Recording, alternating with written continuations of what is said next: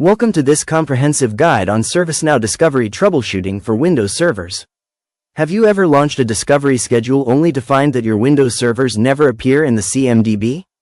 Discovery failures can result in incomplete configuration data, inaccurate asset records, failed dependency mapping, and reduced operational visibility. In this video, we will walk through a structured troubleshooting methodology used by ServiceNow administrators and Windows infrastructure teams to quickly identify, isolate, and resolve discovery failures.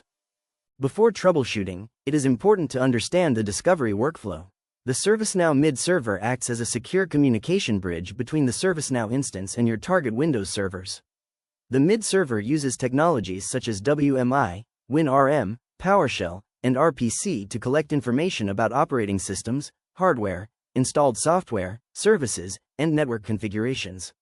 Once the information is collected, it is sent back to ServiceNow and stored in the Configuration Management Database, or CMDB. If any component within this communication chain fails, discovery will fail. The first component to validate is the MID server.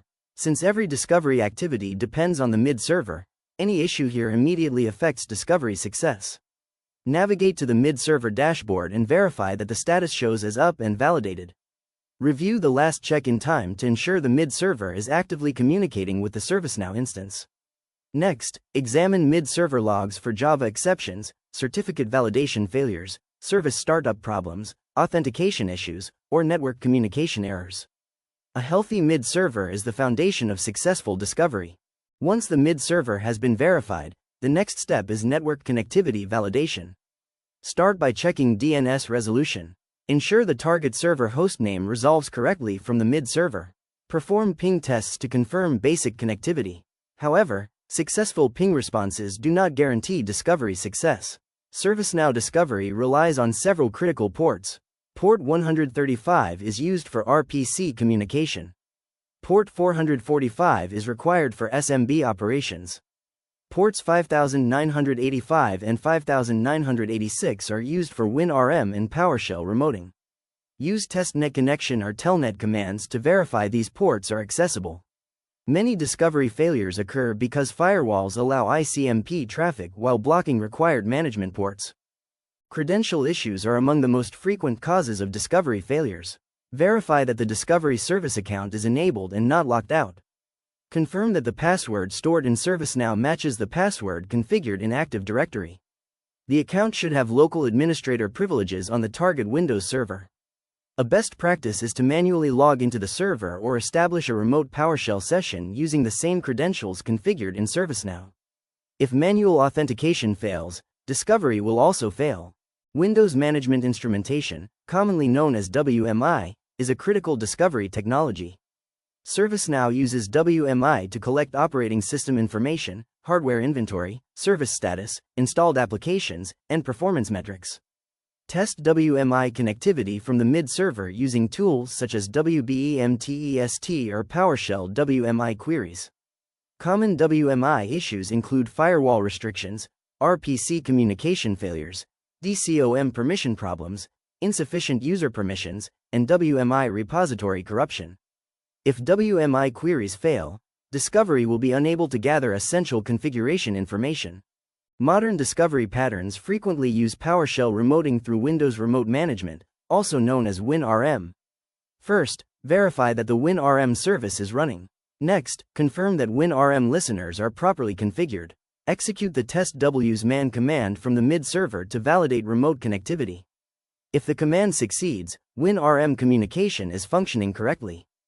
Common issues include firewall blocks, authentication failures, expired certificates, listener configuration problems, and security policy restrictions. Since many discovery patterns rely heavily on PowerShell, WinRM health is extremely important. If infrastructure validation appears successful, shift your focus to discovery logs. Navigate to discovery status records within ServiceNow. Review the execution details and identify the first error encountered during the discovery process. Common errors include access denied, connection timeout, RPC server unavailable, host not reachable, and DNS resolution failure. A common mistake is investigating secondary errors while ignoring the first failure.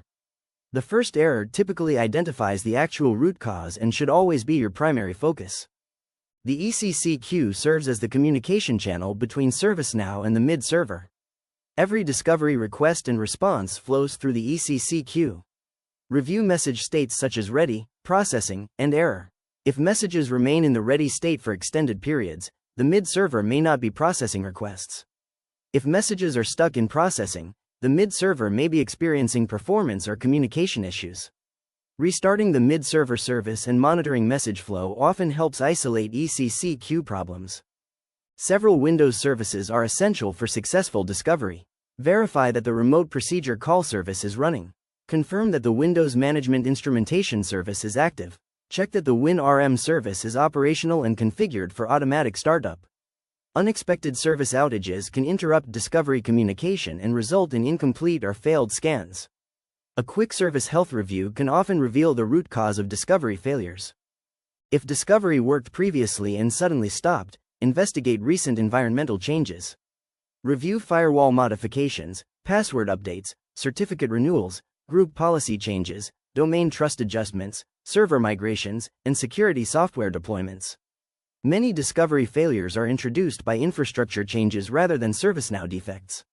Always correlate the failure timeline with recent changes in the environment. This often leads directly to the root cause. To troubleshoot discovery efficiently, follow a consistent methodology. Start with the mid server. Then validate DNS resolution and network connectivity. Verify credentials. Test WMI functionality. Validate WinRM communication. Review discovery logs. Finally, analyze the ECC queue. Following this sequence eliminates guesswork and significantly reduces troubleshooting time. A structured process ensures faster resolution and more reliable discovery operations.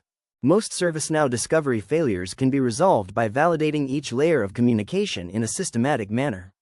Avoid troubleshooting random symptoms. Instead, follow a repeatable troubleshooting workflow, document root causes, and establish operational standards for your organization. Thank you for watching. If you found this guide helpful, please like, subscribe, and stay tuned for more ServiceNow, Windows Server, and IT operations content.